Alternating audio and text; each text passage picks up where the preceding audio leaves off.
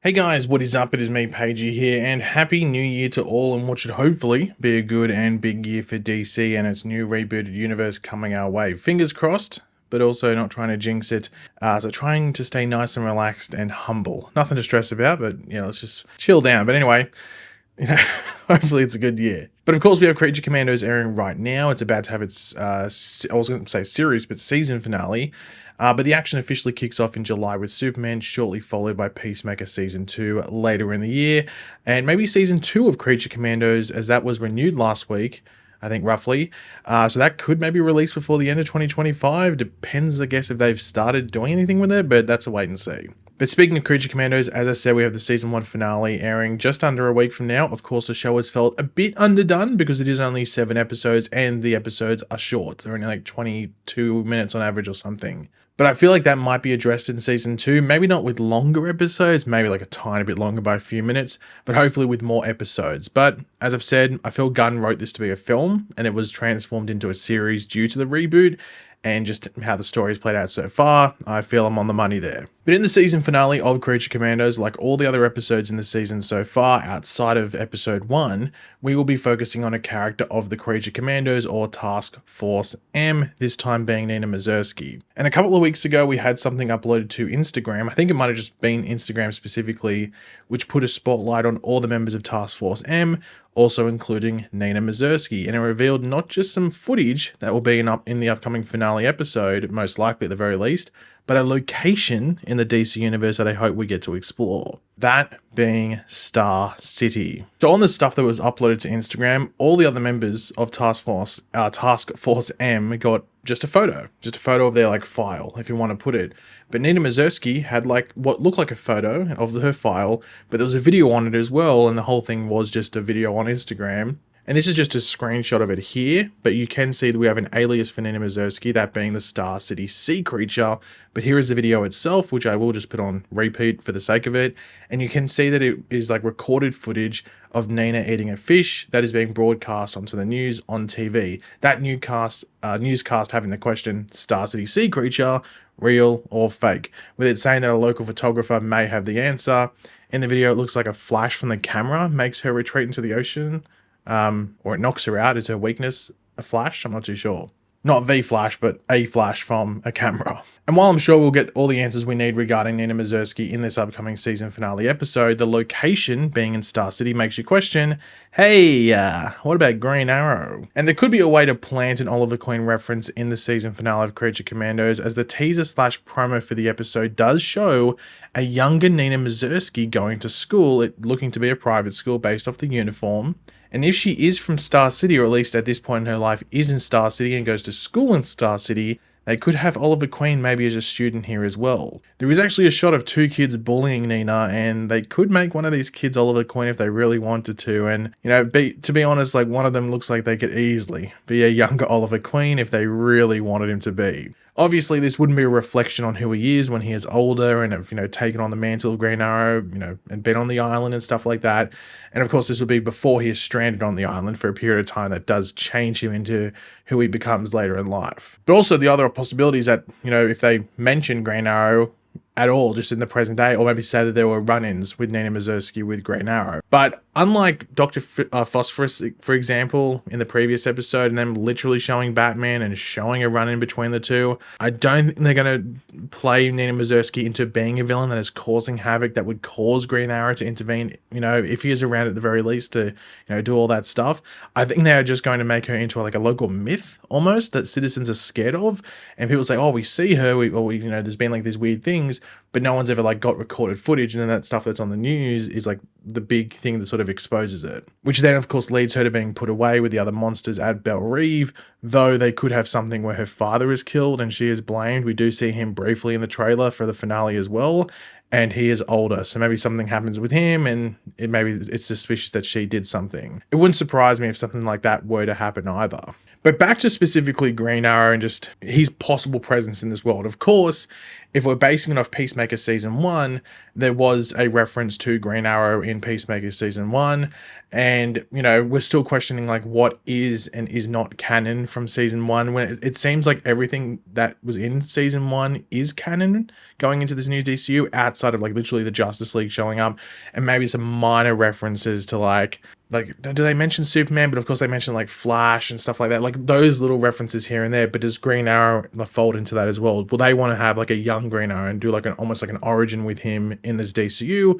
Or are we going to have it like we're having with Superman and Batman and all these other heroes? We're just jumping into it, and they've been around for 3 years, 5 years, 20 years. Like, I guess that's the big question. Now, I don't think this finale episode of Peacemaker is really going to... not Peacemaker, sorry, Creature Commandos is going to solidify anything. I'm not even really sure we'll get a Green Arrow reference. I'm just saying, you know, she gets caught in Star City by the looks of it, so you think they might mention it at the very least. Now, of course, in the previous DCEU, outside of the Green Arrow reference in Peacemaker, there was, like, some promotional material for Batman v Superman, which showed, like, the size of the different companies. So it had LexCorp, it had Wayne Industries, and of course it had Queen Industries as well. So they were at least acknowledging that, you know, Oliver Queen and I guess the Queen brand is out there. So it'd just be interesting to see if, you know, the Creature Commandos finale touches upon that at all, or if Gunn's like, hey, we're not planning to use Green Arrow for at least a tiny bit, so we're just going to give it a bit of breathing room. Now, one thing just that ties into, I guess, Green Arrow to an extent, because it's a supporting character in his story, is that James Gunn started following Jurnee Smollett, who of course played Black Canary in Birds of Prey. Now, there's been the big thing in regards to this transition from the DCEU to the DCU, that of course we have things like stuff from the Suicide Squad that is canon going into, you know, shows like Creature Commandos, shows like Peacemaker Season 2, and other things like that. And you might be wondering, okay, well, where's the connective tissue with Jurnee Smollett's Black Canary? Well, she was in Birds of Prey with Margot Robbie's Harley Quinn. Margot Robbie's Harley Quinn was in the Suicide Squad. So you think that maybe could be a connective tissue. And maybe James Gunn just really likes her in the role. And it's like, well, yeah. You know, and I liked her in the role as well. I think a lot of people did. I think a lot of people thought that they were like one of their more favorite parts of the Birds of Prey film. So if he kept her, I don't think there would be too much complaints at the very least, outside of the whole canon questioning. It's like, well, hold on. Why can you bring her over, but not this other person here? So, I don't know, that might be an issue there. Now, whether Nina Mazursky plays into like a villain role, if you want to put a villain archetype, if you want to pull it for the Green Arrow in Star City or just Star City as a whole, I don't know. That's a wait and see. I'm sure the Creature Commandos season finale will give us some sort of, I guess, feel on that.